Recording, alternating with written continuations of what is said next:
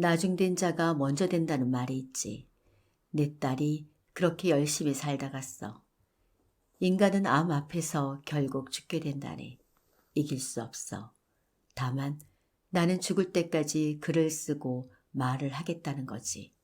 하고 싶은 일을 다 해나가면 그게 암을 이기는 거 아니겠나?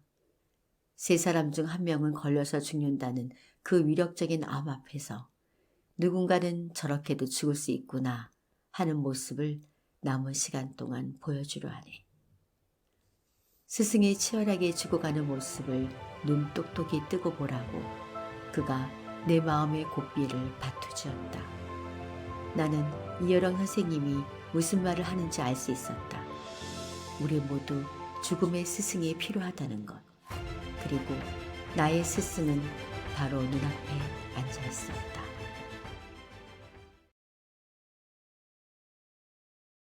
부디 내 얘기를 그대로 쓰지 말게. 자네가 독창적으로 써. 인터뷰가 뭔가, 인터, 사이에서 보는 거야. 우리말로 대담이라고 번역하는데 대담은 대립이라는 뜻이야. 대결하는 거지. 인터뷰는 대담이 아니라 상담이야. 대립이 아니라 상생이지. 정확한 맥을 잡아 우물이 샘솟게 하는 거지. 그게 나 혼자 할 수 없는 인터의 신비라네. 자네가 나의 마지막 시간과 공간으로 들어왔으니 이여령과 김지수의 틈새에서 자네의 눈으로 보며 독창적으로 쓰게나. 나는 곧 죽을 거라네. 그것도 오래 지나지 않아. 그러니 지금 할 수 있는 모든 이야기를 쏟아놓을 참이야. 하지만 내 말은 듣는 귀가 필요하네. 왜냐하면 나는 은유와 비유로 말할 참이거든. 그러고 나서 그는 이 모든 상황에서 몸을 빼듯 큰 소리로 웃었다. 꿀벌 장수는 어떤 답을 듣고 갔나요? 내가 그 사람에게 물었지. 자네가 가장 잘 아는 게 뭔가? 꿀벌입니다. 그래? 그렇다면 꿀벌을 잘 봐. 꿀벌처럼만 하면 좋은 문학이 돼. 영국 철학자 프랜시스 베이컨이 그랬지. 인간은 세 가지 부류가 있다네. 개미처럼 땅만 보고 달리는 부류, 거미처럼 시스템을 만들어 놓고 사는 부류, 개미 부류는 땅만 보고 가면서 눈앞에 먹이를 주워 먹는 현실적인 사람들이야. 거미 부류는 허공에 거미줄을 치고 재수없는 놈이 걸려들기를 기다리지. 뜬구름 잡고 추상적인 이야기를 하는 학자들이 대표적이야. 마지막이 꿀벌이라네. 여기저기 비정형으로 날아다니며 매일매일 꿀을 따는 벌. 꿀벌에 문학의 메타포가 있어. 작가는 벌처럼 현실의 먹이를 찾아다니는 사람이야. 발 뻗는 순간 그게 꽃가루인 줄 아는 게 꿀벌이고 곧 작가라네. 신이 그에게서 목숨 같은 언어를 가져가고 오직 한 방울의 눈물만 남겨두신 이유는 무엇일까? 늙으면 한 방울 이상의 눈물을 흘릴 수 없다네. 노인은 점점 가벼워져서 많은 것을 담을 수 없어. 눈물도 한 방울이고 분노도 성냥불 휘 끄듯 한 번이야. 늙은이는 기막힌 비극 앞에서도 딱 눈물 한 방울이야. 자네는 나에게 진리를 원하고 정수를 원하지. 그러나 역사는 많이 알려진 것만 기억한다네. 진실보다 거짓이 생존할 때가 많아. 하이데거가 그랬지. 일상적 존재는 묻혀있는 존재라고. 내가 여러 번 얘기하지 않았나. 덮어놓고 살지 말라고. 덮어놓은 것을 들추는 게 철학이고 진리고 예술이야. 그런데 지금 우리 시대가 가장 감쪽같이 덮어놓고 있는 게 무엇일 것 같나. 우리가 감쪽같이 덮어둔 것, 그건 죽음이라네.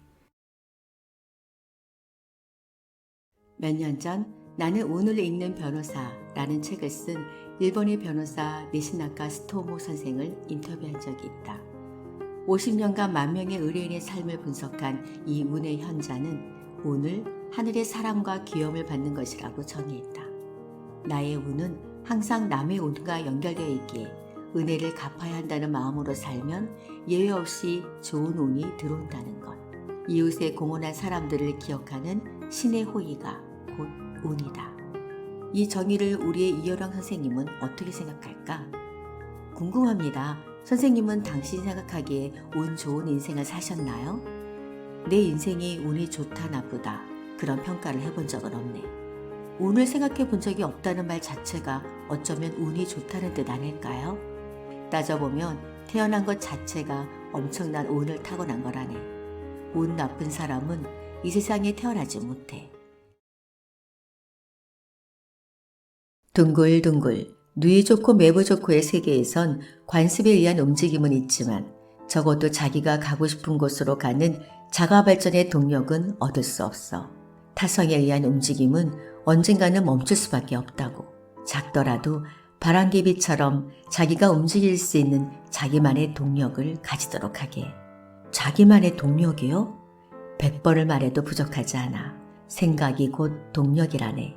우리가 사는 세상은 중력 속의 세상이야. 바깥으로부터 무지막지한 중력을 받고 살아. 억압과 관습의 압력으로 살아가기 때문에 생각하는 자는 지속적으로 중력을 거슬러야 해. 가벼워지면서 떠올라야 하지. 떠오르면 시야가 넓어져. 생각이 많으면 무거워지는 게 아니라 가벼워진다고요? 생각이 날개를 달아주거든.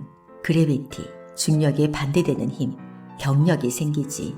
가벼워지는 힘이야. 타자의 절대성을 인정하는 게 사랑이고 그 자리가 윤리의 출발점이라네. 타자를 나의 일부로 받아들이기 위해 왜곡해선 안 돼. 일례로 우리는 내가 아플 때 남이 그걸 아는 줄 알아. 아프냐? 나도 아프다. 그런데 그 아픔은 자기 아픔을 거기다 투영한 것뿐이라네. 나는 타인의 아픔을 모른다고요? 몰라, 모른다네. 지금 저 사람이 피를 흘려서 얼마나 아플까? 그건 자기가 아픈 거야. 자기 마음이 아픈 거지. 우리는 영원히 타인을 모르는 거야. 안다고 착각할 뿐. 내가 어머니를 아무리 사랑해도 어머니와 나 사이에는 엷은 막이 있어. 절대로 어머니는 내가 될 수 없고 나는 어머니가 될 수 없어. 목숨보다 더 사랑해도 어머니와 나의 고통은 발견하네. 존재와 존재 사이에 처진 엷은 막 때문에. 사람마다 진선미 중에서 어떤 가치를 더 우선하는지, 또 사회마다 어떤 가치를 우선하는지 선별해 보는 것도 흥미롭겠다는 생각이 들었다.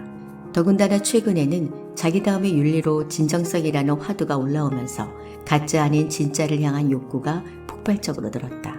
그 사람이 착한가, 이타적인가를 묻는 도덕성, 그 사람이 이쁜가, 실력이 있는가를 묻는 표현의 힘에 앞서 그 사람이 정직한가, 일관되는가 라는 진정성의 잣대로 과거와 현재의 위선이 낱낱이 들춰지기 때문이다. 이쁘지 않아도 개성으로 긍정하며 그 다름의 값을 치러야 한다면 기꺼이 타인의 미움까지도 감수하겠다는 용기 있는 사람들, 참 자기를 거부하는 거짓의 세계에서 빠져나온 스마트한 개인들이 사는 세상. 점차 이 세계는 그렇게 진의 세계를 중심으로 수만 가지 바코드의 선과 미를 재배열하며 나날이 팽창하고 있는지도 모른다. 춤추고 싶은 마음이 든 적도 없으세요? 없어. 대신 춤에 대해서 썼지. 막춤에 대해서도 얘기했고, 춤을 춘 적은 없지만 춤을 쓴 적은 있으시죠? 한때 인생은 마라톤이라고 했는데 지금은 더 나아가 인생은 춤이라고들 해요. 자기만의 바이브, 리듬으로 살자는 거죠. 목적이 있으면 걷는 게 되고 목적이 없으면 춤이 되는 거라네. 걷는 것은 산문이고 춤추는 것은 시지. 인생을 춤으로 보면 자족할 수 있어. 목적이 자기 안에 있거든. 일상이 수단이 아니고 일상이 목적이 되는 것. 그게 춤이라네. 그런 의미에서 글을 쓰고 사는 것이 바로 나에게는 춤이 된다네. 지금 이 순간에 불꽃인 거죠. 선생님과의 대화가 저는 마치 춤을 추는 것처럼 느껴집니다. 라스트 댄스라고나 할까요? 그렇게 마지막 춤은 나와 함께 라는 황홀에 취해 나는 대놓고 우픈 얼굴이 되어버렸다.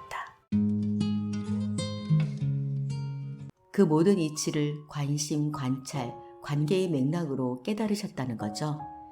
젊었을 때는 관심이 최우선이었어. 40, 50대 되니 관찰을 알겠더군. 늙어지니 관계가 남아. 관계가 생기려면 여러 대상에 한꺼번에 기웃거리면 안 돼. 데이트하는 곳에 가봐.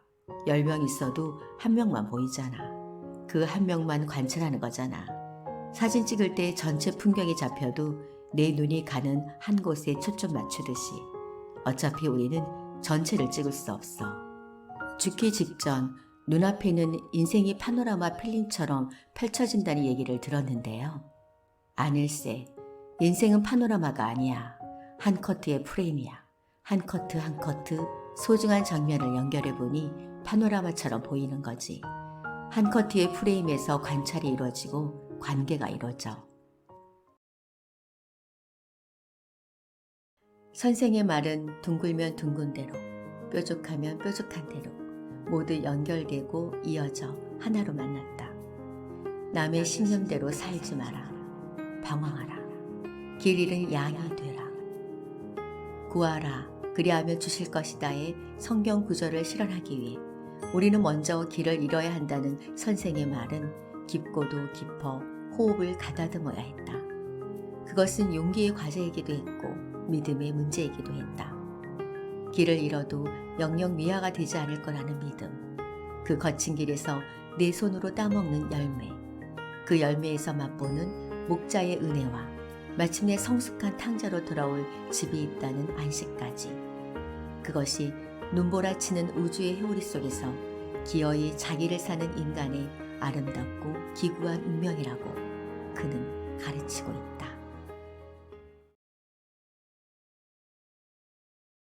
그래서 나는 의도적으로 갈증을 남겨둔다네. 다 채우지 않아. 목마름을 다 채우지 않는 거지. 나는 그동안 올림픽도 해보고 희곡도 써보고 소설도 써보고 시도 쓰고 기호학도 연구했어. 각 분야에서 웬만큼 이뤄내니 남들은 저분이 하나만 하면 대단할 텐데 이것저것을 다 한다고 안타까워해. 아니야. 나는 이것저것을 했기 때문에 계속 할 수 있었어.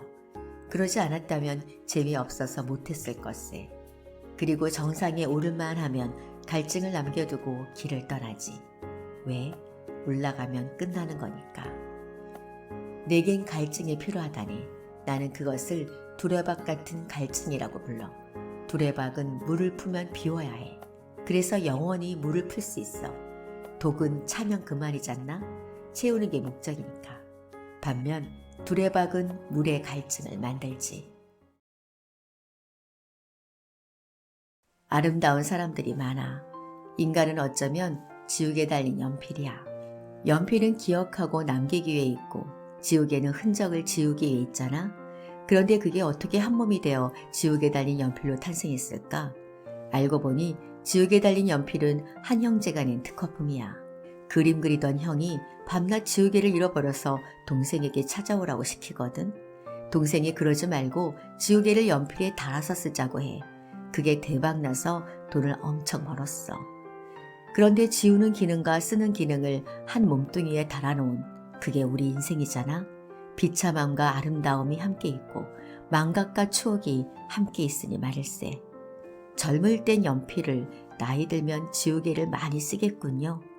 요즘 내 몸은 지우개가 차지하고 있다네. 그런데 망각해주는 즐거움도 있다네.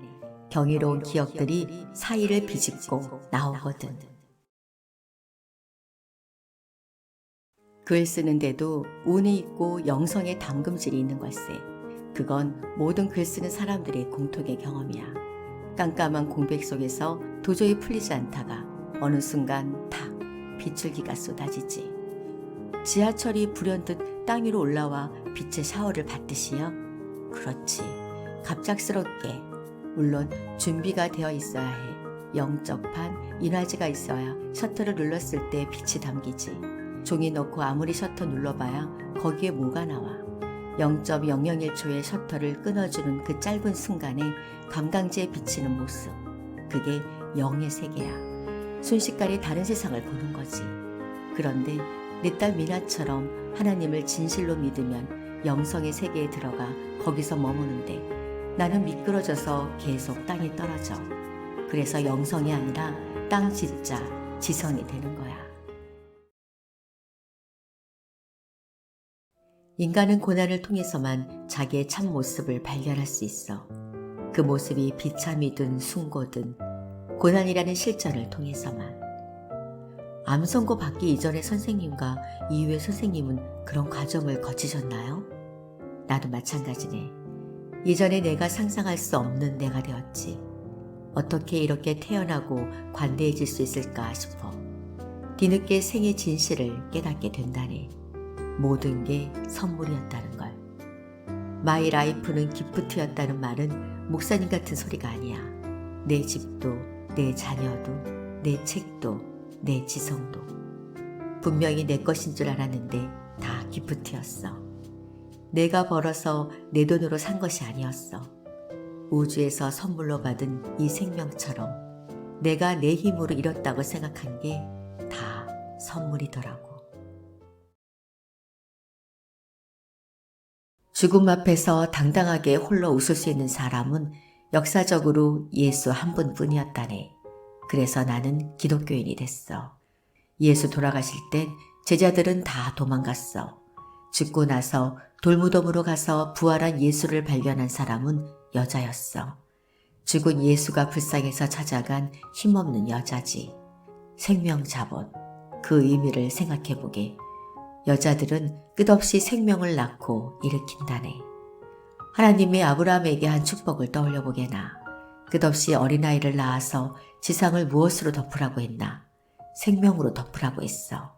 눈물 나는 이야기야. 모든 게 죽어가고 사그라드는데 이 지구를 초록색으로 덮듯 생명으로 가득 덮으라고 했네. 생육하고 번성하라. 생명, 살아있는 것, 그게 이 세상이라네. 눈물 나는 세상이라네. 창밖에는 오후의 빛이 저물어가고 있었고 선생과 나는 흑백 사진 속에서 같은 곳을 바라보고 있었다.